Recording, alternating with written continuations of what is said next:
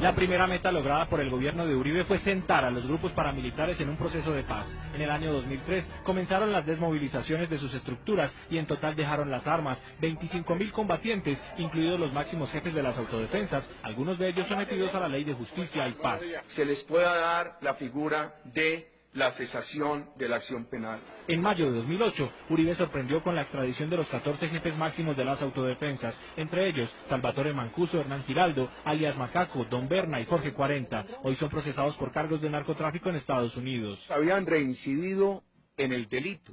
Desde octubre de 2002, el país vio el regreso del ejército de manera permanente a las carreteras, se reactivó la circulación de carga y pasajeros, revivió el turismo y se redujeron fenómenos como las pescas milagrosas o bloqueos de vías por parte de la guerrilla. Los ciudadanos salieron de las ciudades y parecía la liberación de un secuestro colectivo.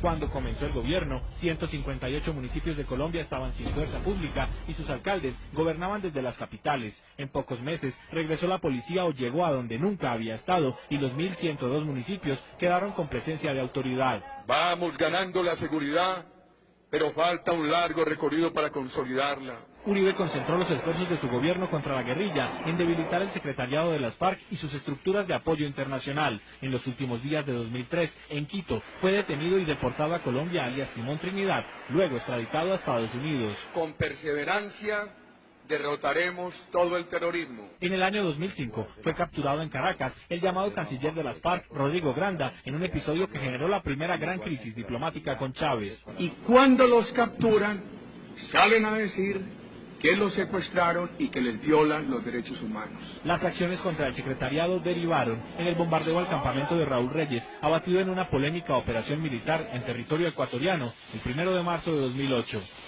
El barbuchas que queríamos ya lo tenemos. Asumo la responsabilidad total de los hechos. Los golpes a las bandas del narcotráfico y a los nuevos capos estuvieron marcados por la captura de Diego León Montoya, alias Don Diego, a manos del ejército en Valle del Cauca en 2007, y de Daniel Rendón Herrera, alias Don Mario, año y medio después en Urabá, en una acción de la policía. Uno de los narcotraficantes y criminales más temibles del mundo fue capturado en la selva colombiana. El gobierno Uribe extraditó a 1.144 personas por delitos de narcotráfico, entre ellos los últimos grandes capos, los hermanos Gilberto y Miguel Rodríguez Orejuela, en 2004 y 2005. En 2009 Uribe negoció y firmó con Estados Unidos un acuerdo de cooperación militar basado en el apoyo mutuo contra el narcotráfico que permitió la instalación de efectivos de Estados Unidos en 7 bases colombianas. Podemos demostrar nosotros que no son bases norteamericanas.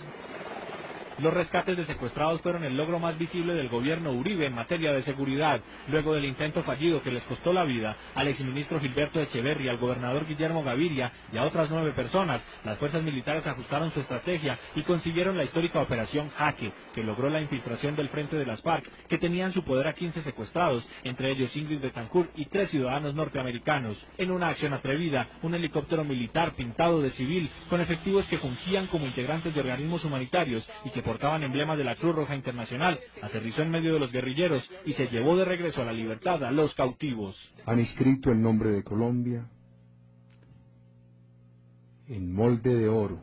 La experiencia de la Operación Jaque fue aplicada 2 años después en la Operación Camaleón, que consiguió el rescate de 4 uniformados, incluido el general de la policía Luis Mendieta, operaciones reconocidas en el mundo y realizadas sin el uso de armas de fuego. Buscando la libertad de quienes siguen allá torturados. En los últimos días del gobierno, las acciones se enfocaron contra el máximo jefe de las FARC, Alfonso Cano, y sus anillos de seguridad en zona del sur del Tolima. Cuando comenzó el gobierno, Colombia tenía 23 millones de personas con aseguramiento en salud entre régimen subsidiado y contributivo. En 2010 la cifra es de 43 millones, hecho presentado por Uribe como uno de sus principales logros en materia social, porque el país quedó cerca de la cobertura universal en salud, no obstante el fallido intento de emergencia social que buscó evitar un eventual colapso del sistema en los últimos meses de la administración. Queda el reto adicional de un traslado de usuarios del sistema subsidiado al contributivo. Tienen que atenderlo. La reforma no ha quitado quitado ningún derecho, antes ha traído más derechos. Uribe heredó del gobierno Pastrana el programa Familias en Acción, que entrega subsidios en efectivo para educación y alimentación a familias con hijos en edad escolar. En 8 años el gobierno logró pasar de 320.000 a 2.600.000 familias beneficiarias. También crecieron las coberturas de familias guardabosques para la sustitución de cultivos ilícitos y la asistencia a niños y ancianos en bienestar familiar. Bienestar familiar atendía a 5.900.000 personas, hoy 13 millones. Uribe reclamó como suyo el logro en aumento del crédito hipotecario. La entidad estatal Fondo Nacional de Ahorro creció en presupuesto y en desembolsos, entregó 250.000 créditos, casi el doble que en el resto de su historia.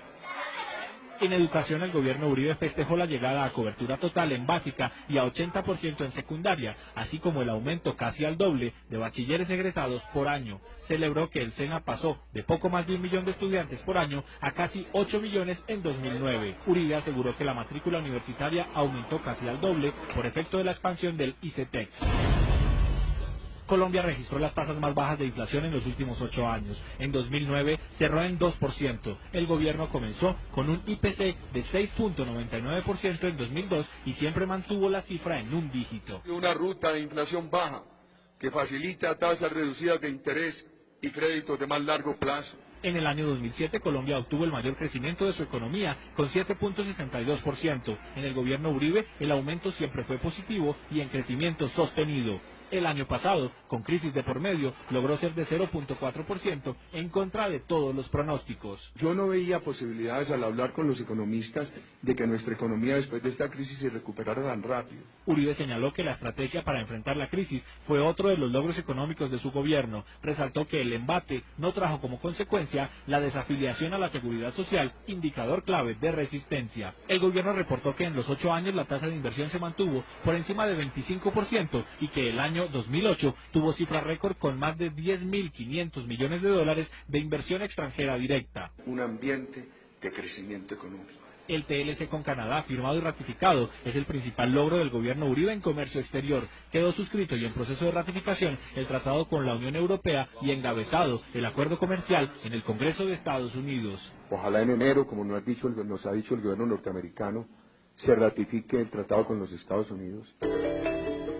Como un logro de la Ley de Justicia y Paz, consideró Uribe el registro de 300.000 víctimas que reclamaron sus derechos ante la Comisión Nacional de Reparación y Reconciliación. En 2009, el gobierno comenzó el pago de indemnizaciones por vía administrativa con un presupuesto de 100 millones de dólares. En 2010, la suma es de 150 millones de dólares. A la Ley de Justicia, Paz y Reparación hay que darle tiempo para que madure. El gobierno Uribe dejó asegurada la financiación del Metro de Bogotá, puso en marcha sistemas de transporte masivo en 9 ciudades e impulsó la ampliación de Transmilenio en Bogotá. Pasamos de 34 kilómetros de Transmilenio en Bogotá a 84.